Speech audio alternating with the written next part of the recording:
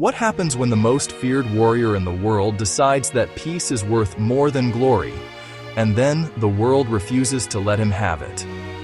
Today we're diving into a Chinese wuxia drama that asks a question as old as martial arts storytelling itself. What is the price of being extraordinary, and can a legend ever truly walk away? Cody Cook has been scrubbing floors for 7 years. That is his whole life at the start of this story. No one at the Grove Academy knows who he is.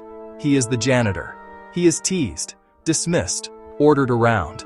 And the drama lets this run long enough that we feel the weight of it, because the audience slowly realizes before the characters do that something is deeply wrong with this picture.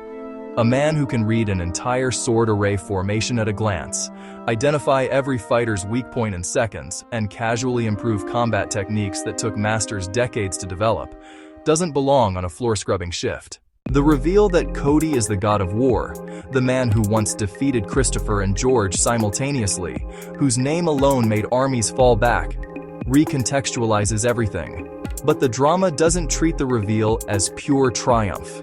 It treats it as a problem. The moment Cody starts fighting at the academy, at Frostvale Manor, then at the Northern Expanse camp, is described explicitly as a catastrophe for his own peace. He says it himself. Now the whole martial world knows the god of war walks the earth again. If he lives, he'll never know peace. The story's central tragedy is that his gifts have made him a permanent target of everyone who wants power, wants to prove themselves, or wants to use him. Princess Bessie is the story's most heartbreaking figure. She was raised to be ruthless, not because she was cruel by nature, but because her father admired cruelty, and she spent her whole life performing it to earn his love.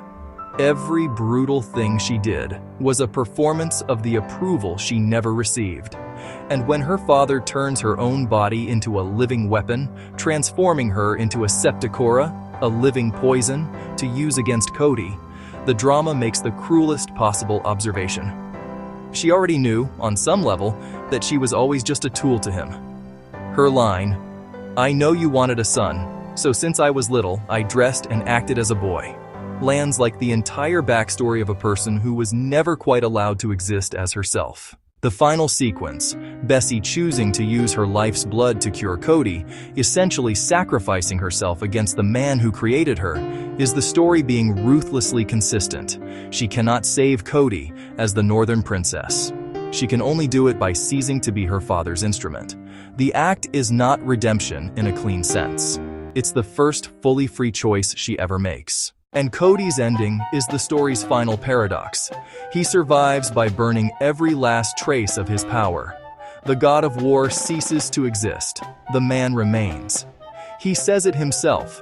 If he were still the god of war, his heart would have nothing but war. And now, for the first time, it has something else. At its core, this is a story about what power costs the person who carries it. Not politically or militarily, personally. Cody wasn't hiding because he was defeated. He was hiding because being the greatest fighter alive meant his heart belonged to combat and nothing else. The floor-scrubbing years were the only years he was free.